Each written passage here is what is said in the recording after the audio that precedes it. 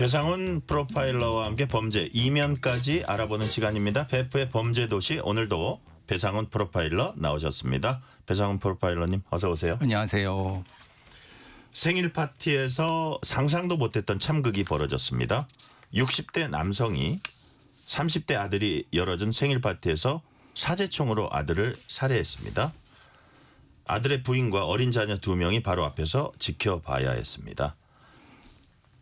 가족이 모여 있는 상태에서 일어났다는 점이 가장 큰 충격인 것 같아요. 배상훈 프로파일러님, 사건 경위를 간단히 정리를 좀 해주세요.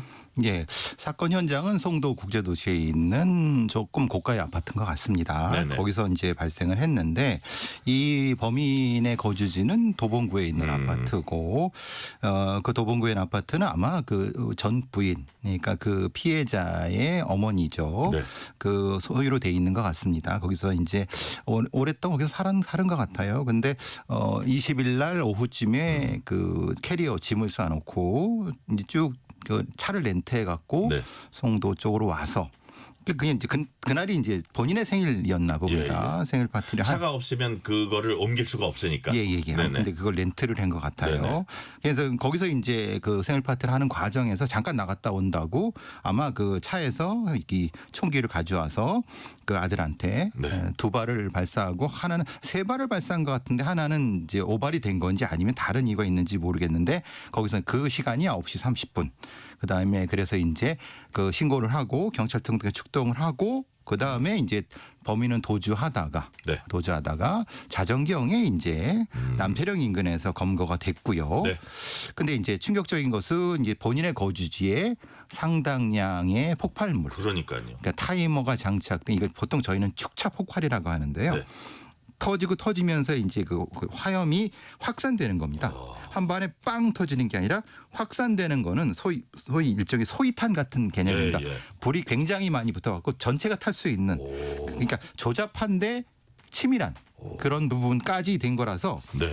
지금 프로파일러의 그 어떤 취조가 진행되고 있는데 좀 전부터 입을 열기 시작했나 봅니다. 처음에는 뭐 관여하지 마라, 얘기하지 않겠다 이런 식으로 얘기했었는데 점차적으로 지금 네. 본인의 뭐 가정사도 얘기를 하고 그러는 것 같습니다. 자, 우리가 가장 관심이 범행 동기예요. 뭐 가정 불화다. 그리고 꽤 오래전에 이혼한 걸로 알려졌는데 범행 동기 어느 정도까지 파악되고 있습니까? 이제 이런 오래된 어떤 축적된 일부 망상적 분노가 있을 때는요. 네네. 동기는 2가지로 나눠집니다. 네네. 모티브와 인텐트로 나눠지는데 네네. 모티브는 내적으로 축적된 어떤 것이고 인텐트는 지금 트리거가 되는 어떤 겁니다. 근데 오랫동안 본인은 전 부인에 대한 어떤 뭐 열등감이나 자존감 같은 부분이 있었던 것 같습니다. 왜냐하면 결혼 당시와 그 부인이 굉장히 유명한 어떤 에스테틱이라고 하는 뭐 그런 기업의 CEO인가 봅니다. 지금도 활동을 하고 있나 보죠. 예, 상당히 유망한 어떤 예. 업체라고 합니다. 그리고 아들이 그걸 이어받는 뭐 이런 형태입니다. 계열사까지 있다고 하니까. 네네. 근데 본인은 일종의 은둔형 외톨이로 집에만 있고. 예. 그러니까 그게 기속적으로 뭔가 어떤 자극이 된 부분인 것 같습니다. 그러니까 그런 것이라고 하면은 이거는 이제 소위 동기를 구분을 해야 됩니다. 네. 그러니까 내적 동기와 외적 동기를 구분을 하는데 네. 본인의 주장은 가정 불화라고 하는 거고 가정 불화라고 하는데 그 전 부인, 그 부인께서는 아니다라고 하는 거예요. 예. 왜냐하면 당연하죠. 본인은 상관없는 일인데 가해자는 상관이 있다라고 하는 거니까. 예. 그러니까 이것은 그 가해자의 얘기를 그대로 믿어줄 필요도 없는 건데 주장은 그렇다는 겁니다. 주장은 그런데 그렇다. 전체적인 일반론은 아마 가정 내에 뭔가가 있어서 이런 일이 벌어졌을 거라는 건 추정은 가능합니다. 그러니까요. 어떤 심리적으로 자기가 외톨이가 됐다는 뭐 이런 거일 수도 있고. 그렇죠. 아니면 막말로 이게 더 파고 들어가면 돈 문제일 수도 있고. 그렇죠. 아들한테 충분히 아까 물려준다 그러셨잖아요. 예. 그래가지고 금전적으로 자기가 소외된다 이런 걸 수도 있고 그거는 좀 더 봐야 될 것 같고요. 자, 우리가 가장 충격적인 거는 그 장면을 살해하는 그 장면, 총을 쏘는 그 장면을 며느리, 그러니까 그 숨진 아들의 부인이죠. 예. 그다음에 어린 손주 둘이 지켜봤다는 거거든요. 예, 그래서 그렇죠. 와, 이게 뭐 예를 들어서 여러 가지 가능성이 있는데 전 부인에게 고통을 주기 위해서 그랬나?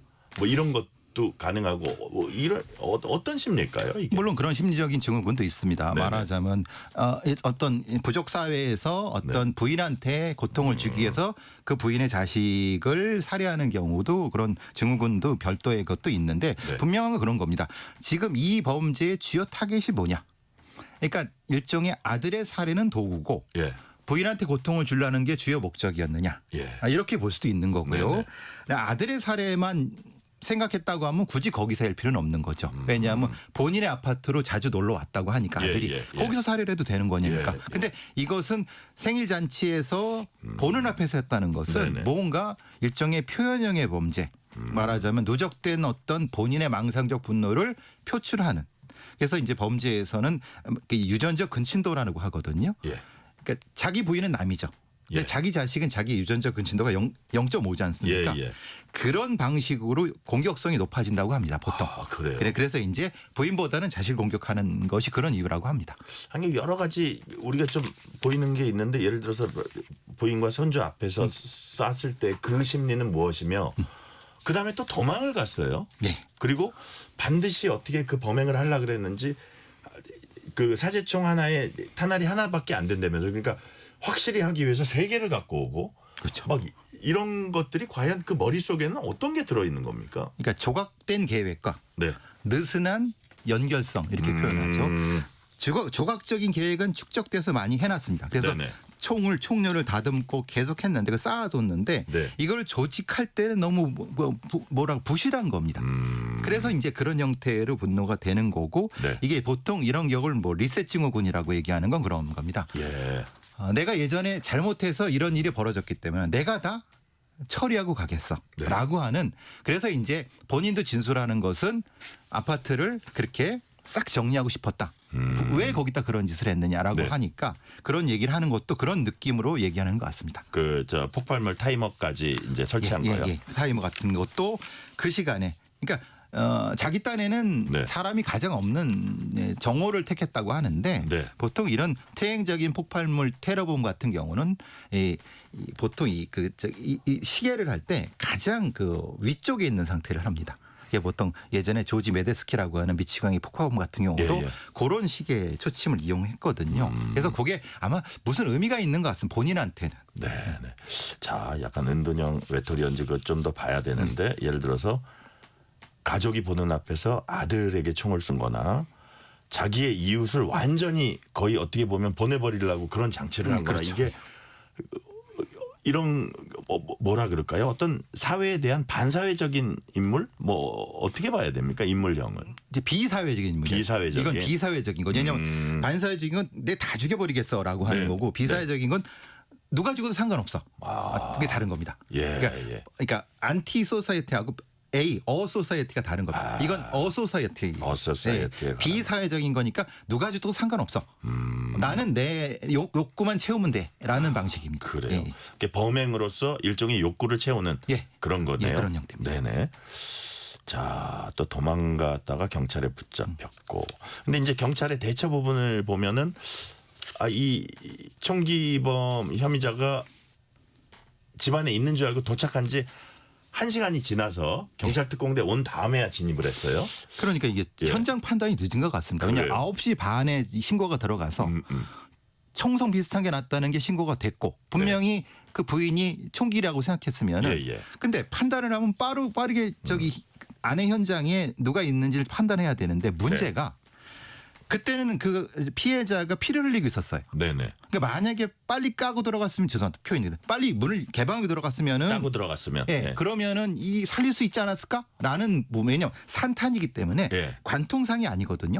그러니까 이거는 조금 뭐가 좀 이상한데 왜 1시간이 걸렸지? 1시간이 되게 저 골든 타임이었을 수도 있군요. 그 안에 있는 부인이나 이런 사람 빨리 들어오지 왜 근데 이게 이거에 대한 경찰은 해명이 필요한 부분이고요.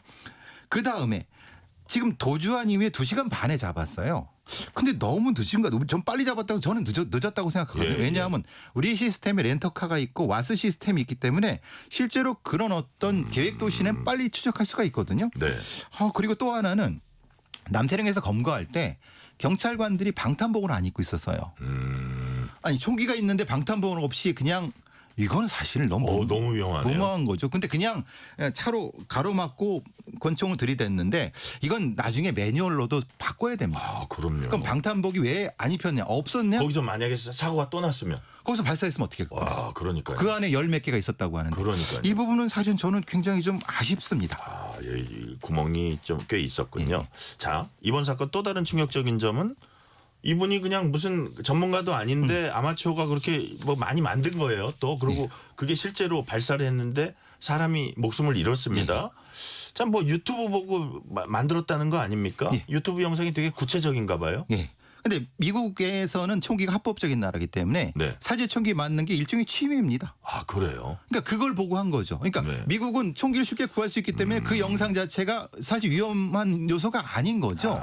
근데 그게 우리나라에서 볼 때는 위험한 겁니다. 근데 유튜브 영상이라는 게 국경이 없잖아요. 없죠. 이게. 그게 문제잖아요. 그러니까 제가 어떻게 우리가 제한하기가 힘들잖아요. 예전부터 ATF처럼 네. 총기 단속국처럼 무엇인가 그 단속할 수 있는 아니 그 관리할 수 있는 부서가 있어야 되는데 지금은 경찰청의 생활질서계에 일부 사람만 이걸 관리하고 있어서 관리가 안 된다. 네.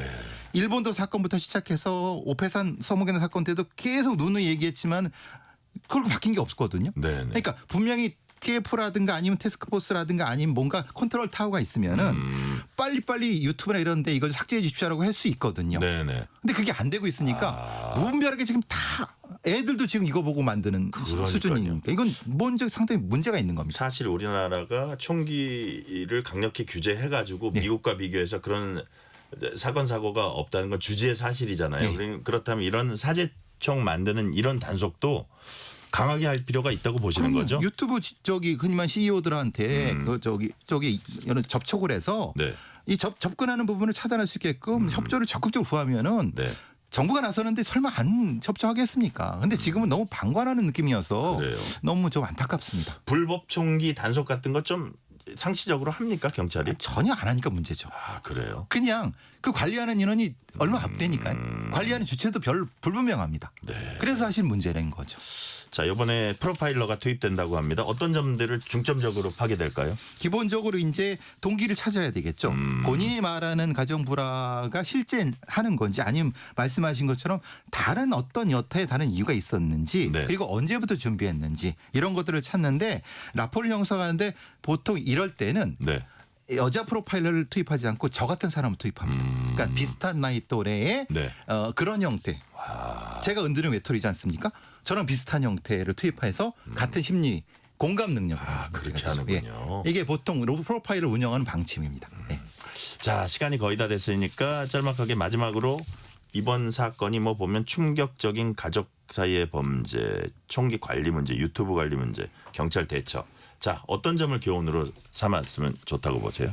기본적으로 이제 가족 내의 갈등의 관리라든가 이런 부분들에 대한 부분과 네. 문제는 총기 관리입니다. 네네. 총기에 대한 관리가 기본부터 안 돼 있다. 그것부터 돼야 되고 그리고 경찰관의 방탄복 부분 네네. 그리고 경찰 특공대의 어떤 지위 이런 거 몇 가지 더 점검을 해야 될 것 같습니다. 네.